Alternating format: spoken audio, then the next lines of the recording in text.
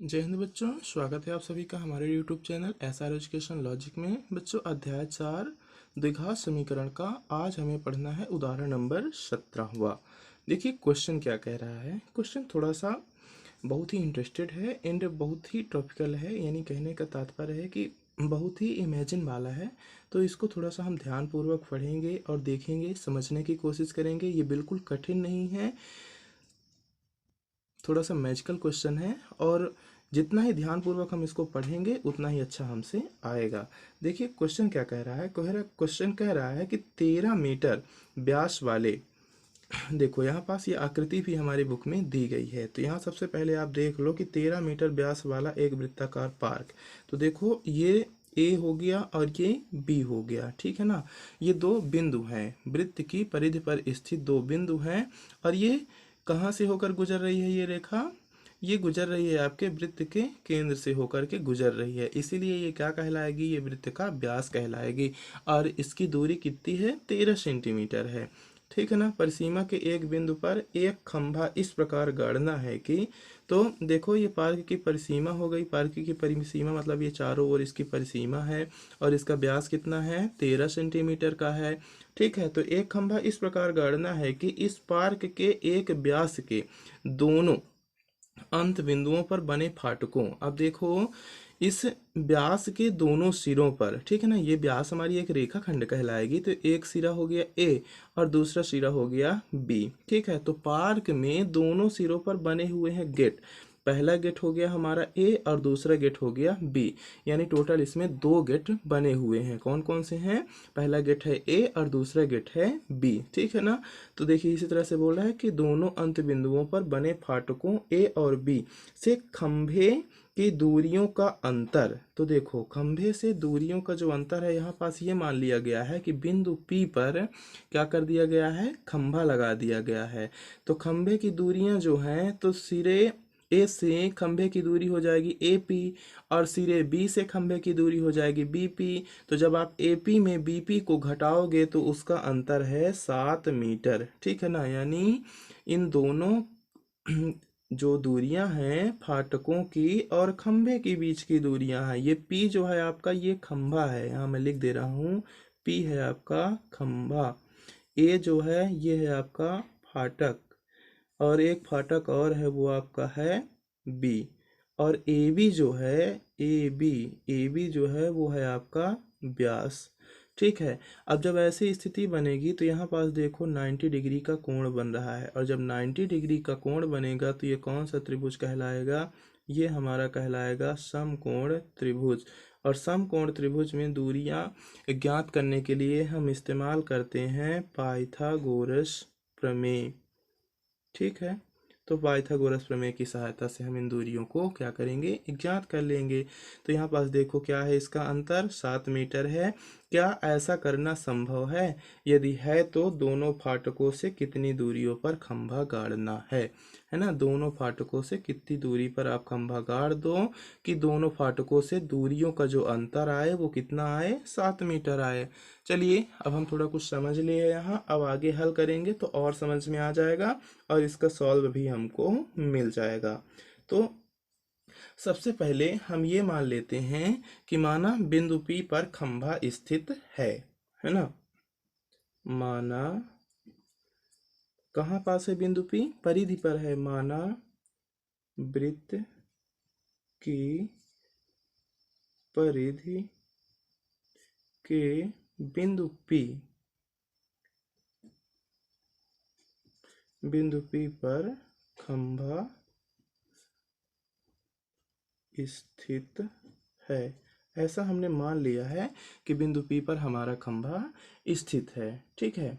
अब ये मान लेते हैं कि खंभे की फाटक B से दूरी, हम यहाँ पास ये मान लेते हैं ये खंभा बिंदु P पर हो गया। अब एक चीज़ हमें मानना होगा कि जो बिंदु P है और जो एक फाटक B है, तो हम ये मान लेते हैं कि खंभे से फाटक B की दूरी बराबर x मीटर,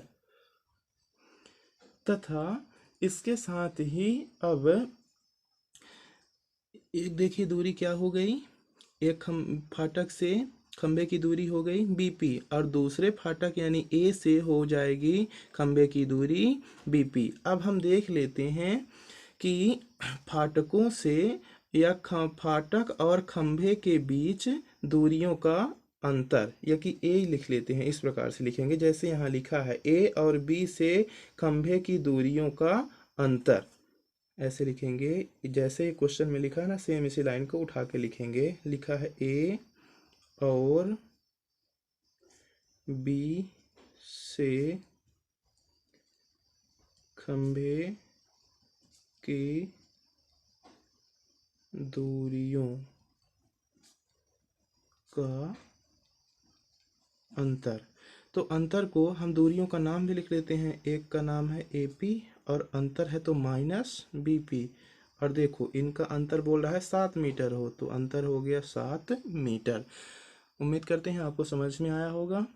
अब इसके बाद देखो हमें BP का मान तो पहले से ही x मालूम हो गया है, ठीक है। AB का मान पहले से ही पता है, AB का मान कितना है 13 मीटर है, यहाँ पास दिया है ना 13 मीटर। तो हम इसमें पाइथागोरस प्रमेय लगाएंगे तो हमें तीनों भुजाओं का कुछ ना कुछ अनुमानित माप पता होना चाहिए, जिससे पाइथागोरस प्रमेय से हम फिर इसका मान ज्ञात कर लेंगे।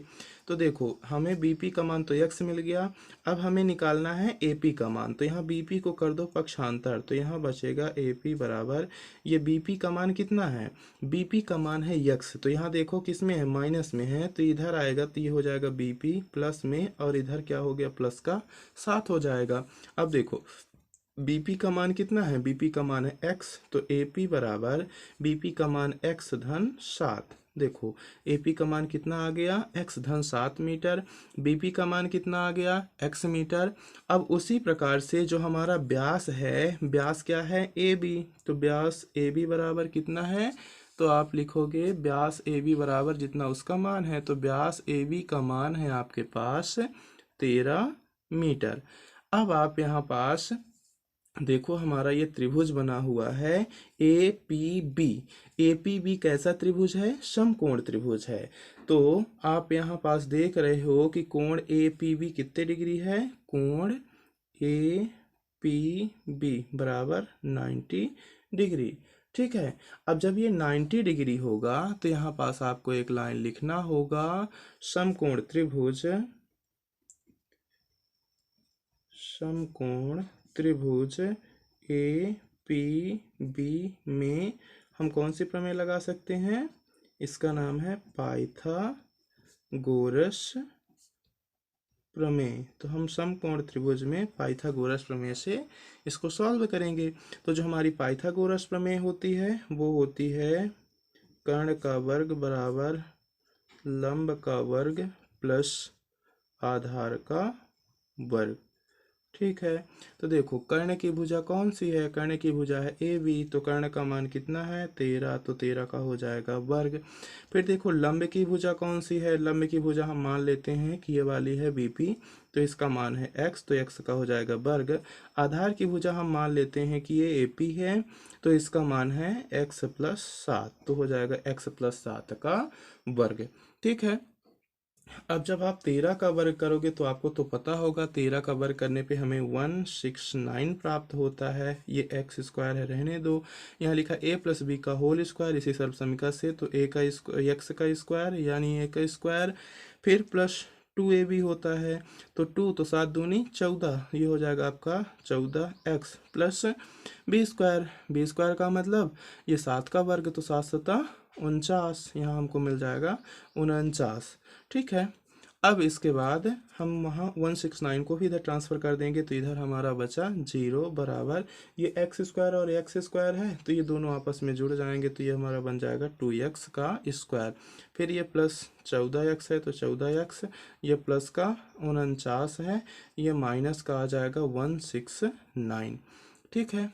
इसके बाद ये हमारा 0 बराबर ये 2x स्क्वायर प्लस ये 14x है, इसको तो कुछ कर नहीं सकते। अब देखिए ये प्लस माइनस में है, घट जाएंगे, माइनस की वैल्यू ज़्यादा है तो माइनस, और 9 में 9 घटेगा तो 0, 6 में 4 घटेगा तो 2, एक यहाँ उतर जाएगा, ठीक है।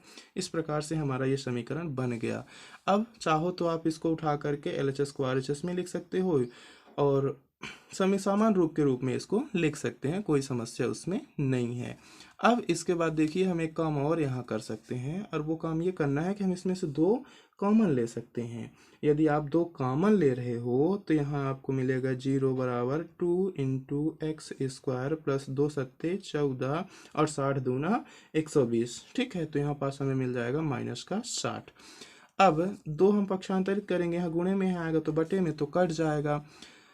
अब हम इसको क्या करेंगे, ऐसा भी लिख सकते हैं x² प्लस 7x माइनस 60 बराबर 0। ये देखो हमारे समान रूप के रूप का हो गया। अब जब समान रूप से हम इसकी तुलना करेंगे तो यहाँ हमें a का मान कितना प्राप्त होगा, तो हमें a बराबर मिलेगा 1, b बराबर कितना मिलेगा, b बराबर मिलेगा 7, और c बराबर कितना मिलेगा, c बराबर मिलेगा -60। अब हमें इसका पहले ये देख लेना है कि इसका अस्तित्व है इस समीकरण का कि नहीं, इसके मूल वास्तविक हैं या नहीं। तो इसके लिए हमारा सूत्र होता है b² - 4ac।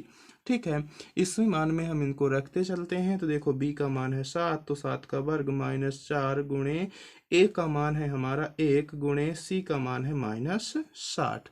अब चलिए हम इनका जब गुणा करेंगे तो देखो 7 का वर्ग होगा तो 7 सता 49 हो जाएगा। अब देखो ये भी माइनस ये भी माइनस, तो माइनस माइनस प्लस, और 6 चौको 24, 1 कम 24, तो यहाँ पास आ गया 24 और एक ठो आ गया 0। अब क्या होंगे, ये आपस में दोनों जुड़ जाएंगे। तो चलिए दोनों को जोड़ते हैं। तो देखो ये 9 में 0 जुड़ेगा तो कितना आएगा, 9 आएगा।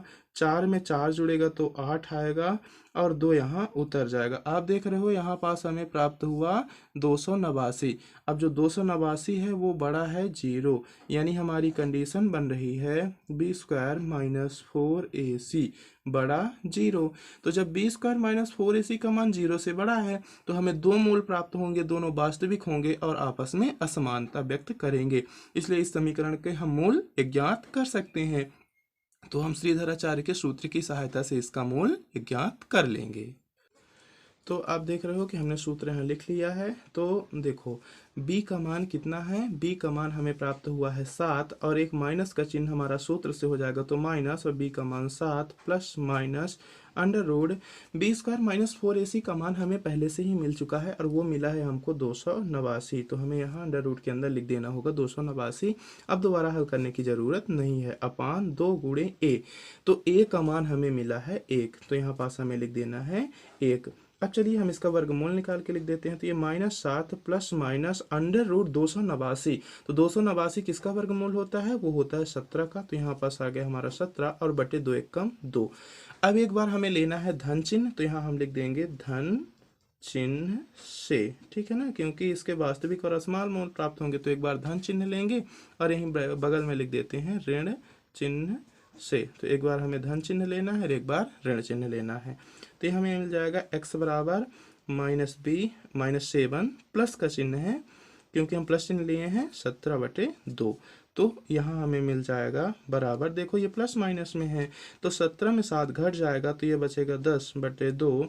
ठीक है, तो यहाँ हमें x बराबर 2 पंचे 10, तो यहाँ x का मान हमें मिल जाएगा 5। ठीक है, इसी प्रकार यहाँ माइनस चिन्ह लेंगे तो ये हमारा हो जाएगा x बराबर -7 और माइनस ये क्या हो जाएगा 17/2। ये दोनों ऋणात्मक हैं तो ये दोनों आपस में क्या होंगे, जुड़ जाएंगे। तो माइनस चिन्ह तो नहीं चेंज होगा क्योंकि जुड़ रहे हैं, और 17 में 7 जुड़ गया तो 7 और 7 14 की 4 हासिल 1, यहाँ 1 है 1 हासिल जुड़ गया तो 2, ये आ गया -24/2। अब ये 2 से कट जाएगा तो आपको पता होगा ये कितना आ जाएगा, 2 1 कम 2 और 2 दूनी 4, 12 दूना 24। तो यहाँ पास हमें प्राप्त हुआ -12। अब आपको तो पता होना चाहिए कि यहाँ माइनस मान हमें क्या कर देना होता है, छोड़ देना होता है। तो यहाँ हम लिखेंगे ऋणात्मक मान छोड़ने पर। ठीक है, यहाँ ऋणात्मक पूर्णांक नहीं लिया जाता है, तो यहाँ लिखेंगे ऋणात्मक मान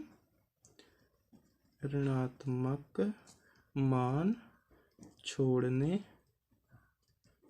पर। तो यहाँ हमने ऋणात्मक मान छोड़ दिया तो हमें x का मान कितना मिल गया, 5 मिल गया। तो देखो x हमने क्या माना था, x माना था हमने, फिर से आ जाएंगे यहाँ, x माना था bp। तो देखो इसकी दूरी कितनी हो गई, 5 मीटर। ठीक है। अब हमसे क्या पूछ रहा है, दोनों फाटकों से कितनी दूरियों पर खंभा गाड़ना है। तो देखो बिंदु बी से खंभे की दूरी कितनी होनी चाहिए, 5 मीटर होनी चाहिए। तो यहाँ पास हम लिख देंगे कि बिंदु बी से खंभे की दूरी कितनी होनी चाहिए, 5 मीटर। तो यहाँ हम लिख दे रहे हैं कि अतः बिंदु बी से